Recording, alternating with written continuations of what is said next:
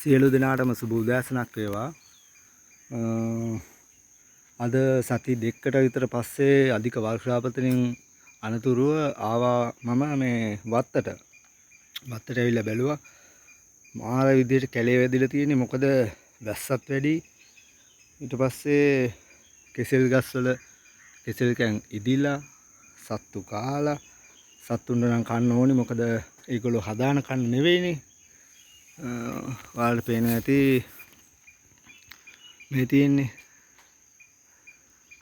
මේ තියෙන්නේ පූවාලු කැනක් කාලා නේද? ගහේ ඉදිලා කාලා. ඔයාලට පේනව නේද? ඊට පස්සේ එතනම යටිපැත්තේ මේ තියෙනවා ඇඹුල් කෙහෙල් ගහක් කඩාගෙන වැටිලා. කන පේන්නේ නැහැ නේද ඔයාලට?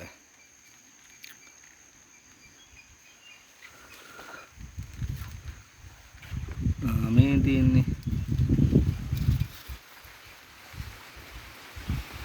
ලස්සන කෙහෙල් ගන කෙහෙල් කොළේට වැහිලා. මේ වගේ හැම තැනම කෙහෙල් ගස්වල කෙහෙල් කන් ඉදිලා කෙහෙල් කන් වැටිලා කුරුල්ලෝ සත්තු කාලා තියෙනවා. ගම්මිස්සගාව දැන් නම් කරගෙන යනවා ලස්සනට. තාම මේ යටපැත්තේ ටික විතරයි කරලා තියෙන්නේ. උඩු පැත්තේ ටික තාම එහෙම තියෙනවා. මේ තියෙන යාළුවනේ මේ කෙහෙල් කැනම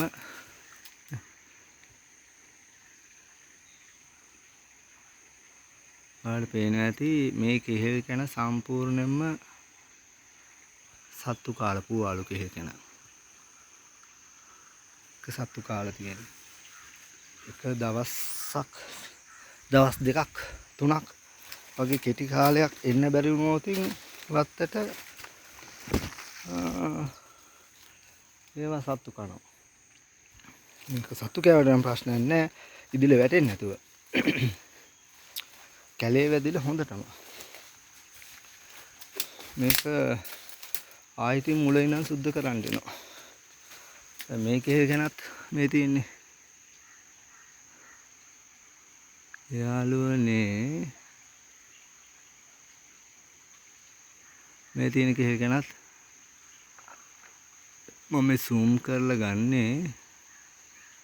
මේ තියෙන කෙහෙල් ගැනත් හෙට අනිද්දා වෙනකොට ඉදෙනවා. මේ කපාන යන්න වෙනවා. කපාන ගිහිල්ලා ඉතින් වටපිටාවේ ඉන්න මිනිස්සුන්ට තමයි දෙන්නේ. මොකද කඩේට විකුණන්නේ නම් බොහොම කලාතුරකින්. ගෙදර කට්ටියක් දැන් කන්නේ ළමයි. කාලා එපා වෙලා කෙසේ. පූවාලු, ඇම්බන්, ආනමාලු, සීනි, කෝලි කුට්ටු මේ හැම කෙහෙල් වර්ගෙම කාලා ළමයිට දැන් එපා වෙලා තියෙන්නේ. ඊයලුනේ අපි වගා කරමු. මොනවා හරි ප්‍රොජෙක්ට් එකක් අපි කරන්න ඕනේ. මොකද රට සංවර්ධනය කරන්න අපිත් දායකත්වයක් දෙන්න ඕනේ.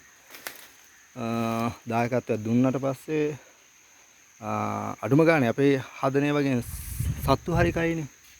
සතෙක් හරි බඩ පිරවගන්නේ. ඊට අමතරව අහල පහල ගෙවල් ළඟ පහත ගෙවල් වල ඉන්න අයට දුන්නට පස්සේ ඒගොල්ලෝ කඩෙන් ගේන එක තව එක්කෙනෙකුට ගන්න බිලක් හරි අඩු වෙයිනේ.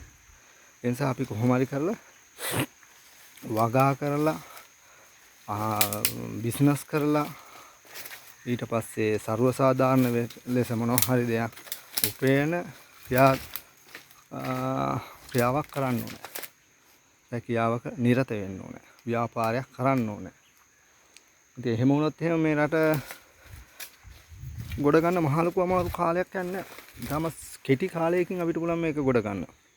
ඊළඟ මම දැන් අවුරුදු 2කට ඉස්සෙල්ලා මම වැඩට යන ගමන් සෙනසුරාදා ඉරිදා ওই දවස් දෙකේ වැඩ කරලි ඉවරලා මේ ඉඳලි ඉවරලා වත්ත සුද්ධ කරලා හදපු ගම්මිරිස් මේ බලන්න ලස්සන දැන් පැල යන විදිහ මේ. ඒකයි මේ පමණක් ඒ වගේ කරල් තියනවා දැන්. කරල් මේක පාර පළගයි. ඒකයි. අපිට බැරි නෑ අපිට පුළුවන් මේ බලන්න ලස්සන මේ බලන්න. මම ඔයාලට zoom කරලා පෙන්නන්නම් මේ. බලන්න. කොහොමද ලස්සනට යන විදිය. ඉතින් මේ වගේ වගා කරාට පස්සේ අපිට ගම්මිරිස් කිලෝ 1000ක් කැඩුවොත් එහෙම අමු ගම්මිරිස් කිලෝ රුපියල් කීයක් හම්බ වෙනවද? තමන් කරන රැකියාවට අමතරව සාමාන්‍යයෙන් කරගෙන යන්න පුළුවන් මිනිස්සුෙකුට ඒ වගේ වැඩක් කරන්න පුළුවන්. එතකොට අපි මේ වගේ එකක් කරනකොට වටපිටාවේ කුලී වැඩ කරන අයකට උනත් රැකියාවක් හම්බ වෙනවා. ඒ අයට පුළුවන් අපේ හොඳ වැටුපකට කෑම බීම දීලා ඇවිල්ලා වැඩ කරන්න පුළුවන්. එතකොට එතනත් එක පවුලක් නඩත්තු වෙනවනේ නේ.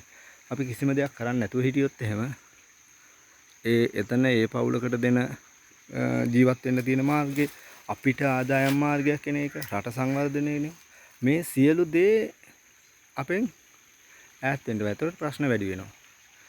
අනික තමයි අපි කිසිම දෙයක් කරන්නේ නැතිව ඉන්න තාක්කල් අපිට ප්‍රශ්න එනවා වැඩි. වෙන දේවල් වලට හිත යොමු කරනවා වැඩි. කාල සීමාව වැඩි. ඒ නිසා අපි සියලු දෙනා එකතු වෙලා අපිට පුළුවන් කිසිම කෙනෙකුට කරදරයක් වෙන්නේ නැතුව වෙන්නේ නැති ව්‍යාපාරයක් මොකක් හරි එකක් කරන්න ඕනේ. මෙන්න මේ ගම්මිරිස් වල මම ඔයාලට පෙන්නන්න. මෙන්න මේ වගේ වැල් තියෙනවා. මේ තියෙන්නේ ගම්මිරිස් වලේ උඩ ඉඳන් පල්ලෙහාට තනි වැල් නිකන් පල්ලට එන ඒවා අපි කපලා අයින් කරන්න ඕනේ. මෙන්න මෙහෙම කපලා මේ වගේ කපලි ඉවත් කරන්න ඕනේ. එහෙම නැති වුණොත් වගාව අසාර්ථකයි. වැඩි අතු කපන්න ඕනේ. හිරිවෙලි හැම වෙලාවෙම වැටෙන්න ඕනේ. ඒ සමන් කී හිටියේ අපි සියලු දෙනාම එක් වෙලා මිනිසුන්ට අහිතකර නොවන දෙයක් ව්‍යාපාරයක් අපි කරමු.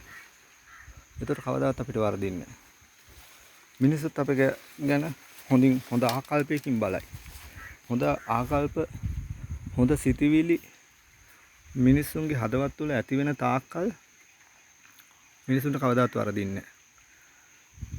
ඒකයි මම මේ ගම්මිරිස් වගාව හදන අතරේ කෙසෙල් පැල හැදුවා. මොකද අවුවට ගම්මිරිස් මැරෙන නිසා.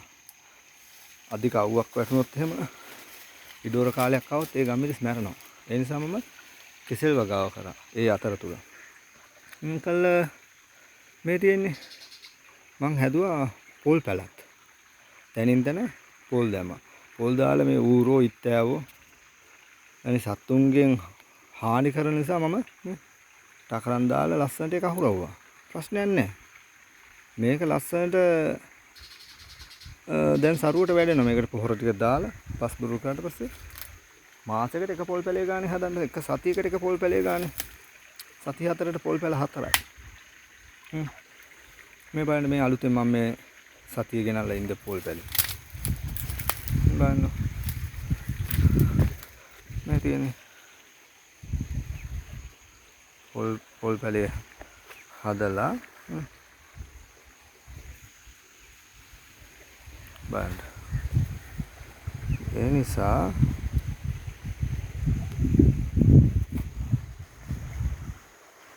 නිසා මේක අපිට කරන්න පුළුවන්.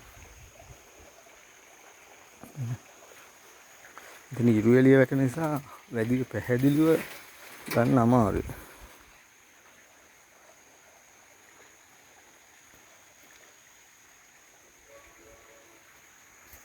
හරිද? මේ තියෙන පොල් පැලේ ලස්සනට. මේක මම දැන් සතියයි හිටවලා. ඉතින් මේ වගේ හදන්න පුළුවන්.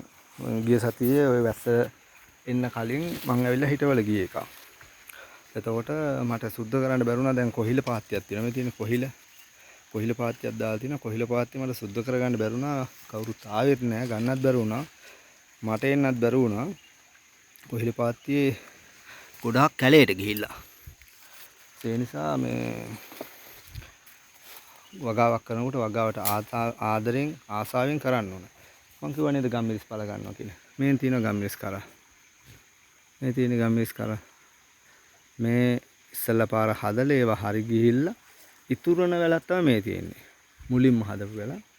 ඒකේ දැන් ගම්මිරිස් කරල් තියෙනවා මේ පළවෙනි පාර. හරි.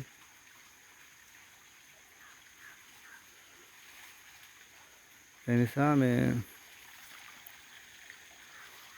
අපි හැම එක්කලා කාටවත් කරදරයක් වෙන්නේ නැති වෙන්න ලස්සනට මේ රට ගොඩනගන්න උත්සාහ කරමු. සියලු දෙනාටම සම්මා සම්බුදු සරණයි.